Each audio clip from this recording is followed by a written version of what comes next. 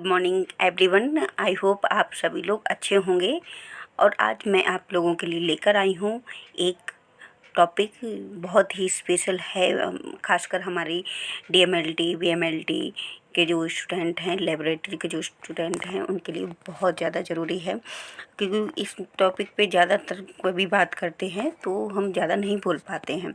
तो आज का जो वीडियो है, आई होप आप सभी लोगों को समझ में आएगा, अच्छा लगेगा।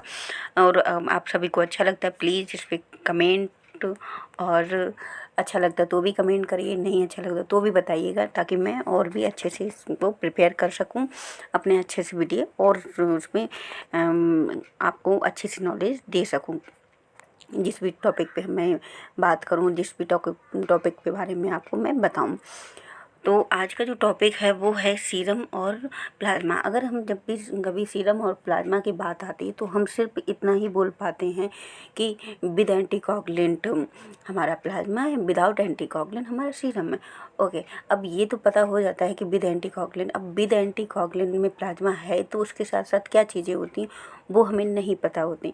साथ साथ हमारे पास जो विदाउट एंटीकोगुलेंट जो सीरम होता है उसमें क्या चीज़ें होती हैं वो हमें नहीं मालूम होती। तो आज मैं उसी टॉपिक को क्लियर करने के लिए ये लेक्चर बनाया है। तो प्लीज़ इसे लाइक शेयर सब्सक्राइब जरूर करें। आप नीचे देख रहे होंगे serum equal plasma minus clotting factor. ठीक है, अगर हम होल ब्लड से जब हम सीरम की वायल में रखेंगे तो सीरम निकलेगा, और विद एंटीकोगुलेंट की वायल में रखेंगे तो उसमें प्लाज्मा निकलेगा। तो प्लाज्मा की वायल में से हम क्लॉटिंग फैक्टर को अलग हटा दें तो हमारा क्या निकलेगा, सीरम हमारा मिल जाएगा। अब वो क्लॉटिंग फैक्टर क्या है उसके बारे में भी मैं आपको बताती हूँ, यहाँ पर बताऊंगी। ओके, तो पहला जो फर्स्ट टॉपिक है हमारा, इसमें क्या आएगा, जो हमारा प्लाज्मा है और हमारा सीरम है, निकालते किससे हैं, होल ब्लड से। ठीक है, जो हम होल ब्लड से लेते हैं तो उसमें होल ब्लड में क्या होता है हमारा कि हमारे WBC RBC प्लेटलेट्स जो भी सेल्स होते हैं वो प्रेजेंट होते हैं, प्लस हमारा जो वाटर प्रोडक्ट जो हमारे अदर सोर्सेस होते हैं, प्रोटीन फैक्टर एंड एंजाइम्स वगैरह जो भी होते हैं वो हमारा क्या वो कहलाता है, होल ब्लड। तो होल ब्लड से हम क्या करते हैं, हम जब उसको सेंट्रीफ्यूज करते हैं तब जाके हमारा क्या सीरम और प्लाज्मा में बंटता है। तो उसमें क्या होता है कि जो प्लाज्मा होता है तो प्लाज्मा में 3 लेयर बनती हैं। 3 लेयर कैसी, एक प्लाज्मा की हो जाती है, दूसरी बफी कोड की हो जाती है, तीसरी हमारा रेड सेल्स हो जाते हैं। ठीक है, पर हमारा सीरम के साथ ऐसा नहीं होता। सीरम के साथ में ये होता है कि वो ब्लड है वो रेड है, और जो वाइट और प्लेटलेट्स हैं वो एकदम क्लॉट फॉर्म में अलग हो जाते हैं, और सीरम हमारा अलग मिल जाता है। ठीक है, तो हम इसमें क्या करते हैं, अगर जब हम प्लाज्मा को हमें कलेक्ट करना होता है तो हम एंटीकोगुलेंट की वायल लेते हैं, और जब हमें सीरम लेना होता है तो प्लेन वायल हम यूज करते हैं। ठीक है, तो आगे हम बात करते हैं plasma contain fibrinogen as well as all. जो हमारा प्लाज्मा होता है उसमें क्या क्या चीज़ें होती हैं, एक प्रोटीन्स होता है और दूसरा हमारे क्लॉटिंग फैक्टर होते हैं। क्लॉटिंग फैक्टर में हमारा मेन जो पार्ट रोल करता है वो फिब्रिनोजन होता है। ठीक है, तो हमारा जो प्लाज्मा होता है, प्लाज्मा में क्या क्या चीज़ें होती हैं कि प्रोटीन होता है, देन फिब्रिनोजन होता है। ठीक है, अब हम आगे बात करते हैं सीरम की। तो सीरम, आई होप मैं आगे चली गई हूँ, मैं थोड़ा पीछे करके देखती हूँ, बताती हूँ इसमें।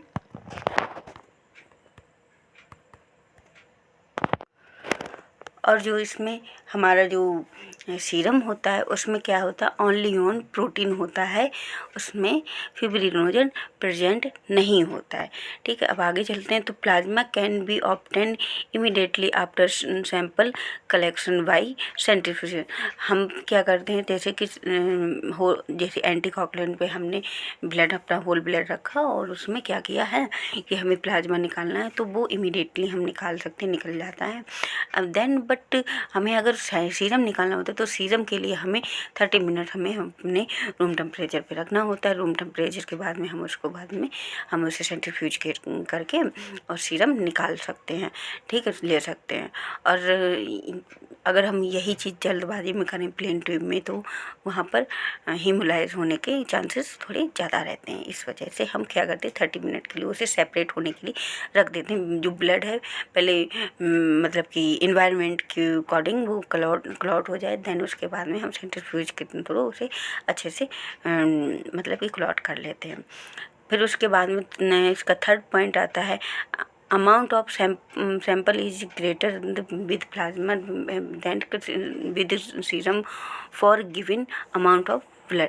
तो इसमें आप लोग देख भी सकते हैं प्लाज्मा की जो वॉल्यूम होती है, प्लाज्मा की जो क्वांटिटी होती है वो क्या होता है सीरम के अकॉर्डिंग कम होती है। देन क्या होता है कि सीरम जो होता है, सीरम की जो क्वांटिटी होती है वो प्लाज्मा के अकॉर्डिंग ज़्यादा।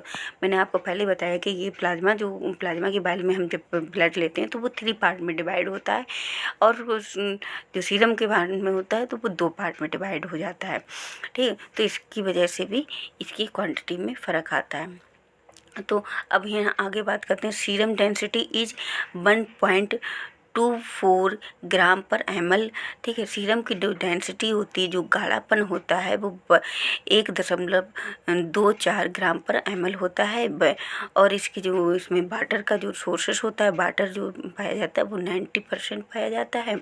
और इसको क्या होता है कि हम 2 से लेके 6 डिग्री सेल्सियस पे अगर हम रखते हैं, यूज करते, फ्रिज में यूज करते हैं तो हम 1 से कई दिनों तक यूज में ले सकते हैं। जैसे 10 डेज 15 डेज तक हम इसको यूजेस में ले सकते हैं।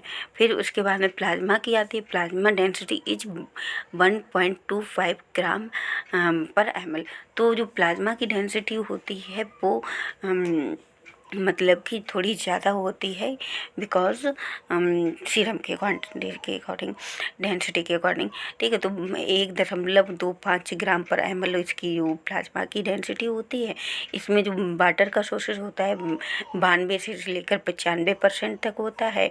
और इसमें क्या होता है एक मतलब कि एक अच्छे एंटीकोगुलेंट में रखें और 18 डिग्री सेल्सियस की टेम्परेचर पे इसको रखते हैं तो हम 1 साल तक इसको चला सकते हैं, ठीक है। जैसे कि देखिए इसमें है कि frozen plasma can be stored up to 1 years at 18 degree Celsius, ठीक है। तो जो फॉर्जन प्लाज्मा होता है उसको हम फ्री फॉर्जन प्लाज्मा भी बोलते हैं। तो उसमें हम अगर इसको उसमें करके रखते हैं तो 18 डिग्री सेल्सियस तक इसको रख सकते हैं, ठीक है।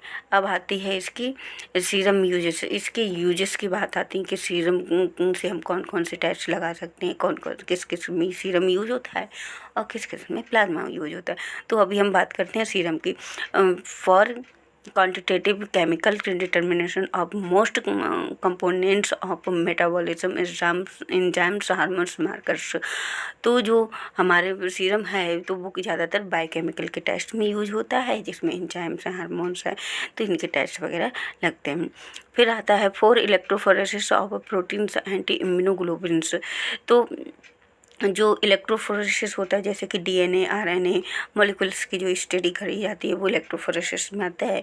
फिर प्रोटीन्स की कोई स्टडी करनी है तो हमारा सीरम से की जाती है। इम्यूनोग्लोबुलिन से जुड़ी हुई कोई भी स्टडी की जाती है या टेस्ट लगाया जाता है तो वो भी सीरम से लगाया जाता है। फिर आता है सीरम एंटीबॉडी।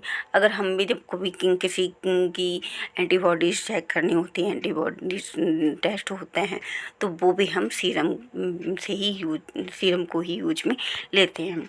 फिर आती है प्लाज्मा की बात। Plasma this is use for coagulation study. तो इसकी जो यूज आता है वो कोआगुलेशन स्टडी में आता है। अब कोआगुलेशन स्टडी क्या होती है, जैसे कि हमारे सीबीसी का टेस्ट हो गया है ना, फैक्टर 5 हो गया है, पीटी होता है जो प्रोथ्रोम्बिन टाइम है उसमें यूज होता है, फिब्रिनोजन लेवल देखने के लिए, तो वो हमारे कोआगुलेशन स्टडी में आता है। तो उसमें हमें प्लाज्मा की आवश्यकता पड़ती है। 4 फैक्टर ऐसे फैक्टर जैसे फैक्टर 5 है, उसकी स्टडी करने के लिए, उसकी जांच करने के लिए हम प्लाज्मा को यूज करते हैं। For test of product of कोagulation example PDF fibrin and fibrinogen dehydration product D dimer test. तो इसमें है FDF जो टेस्ट होता है फिब्रिन एंड फिब्रिनोजन, जो फिब्रिन से लेकर फिब्रिनोजन तक का सफर होता है, जो हमारे बॉडी में फिब्रिनोजन बनने लगता है। डिहाइड्रेशन प्रोडक्ट्स मतलब बेस्ट प्रोडक्ट होता है। जैसे कि कोई चीज़ है कि जैसे कि हमारा लेवल RBCs का लेवल ज़्यादा होगा, WBCs का लेवल है, वहीं यहाँ पर क्या फिब्रिन का कन्वर्जन ज़्यादा हो जाता है, फिब्रिनोजन का प्रोडक्ट बढ़ने लगता है, मतलब कि कन्वर्जन ज़्यादा होने लगता है। तब जाके हम क्या करते हैं, हम फिब्रिन का ही स्टडी करते हैं इसमें। फिर डी डाइमर टेस्ट होता है, जो कि आज के जो कोरोना वायरस के टाइम में बहुत इसका चलन चला है। तो डी डाइमर भी एक स्पेशल टाइप का प्रोटीन होता है, जिसमें क्या होता है, ब्लड हमारा ना गाढ़ा होने लगता है। जब ब्लड गाढ़ा होने लगता है तो वो कहीं ना कहीं हमारे आर्टरीज में रुकावट करने लगता है, फ्लो में रुकावट करने लगता है, जिससे कि व्यक्ति की डेथ हो जाती है, जिसको सांस लेने में प्रॉब्लम होती है, और फिर वो क्या है, उसकी लास्ट में उसकी डेथ हो जाती। तो thank you for listening my video and अगर आप लोगों को ये मेरी वीडियो अच्छी लगती है, प्लीज़ इसे लाइक शेयर सब्सक्राइब ज़रूर करें। अगर आपको कोई किसी में कमी भी लगती है तो भी कमेंट करके मुझे ज़रूर बताएं। Thank you.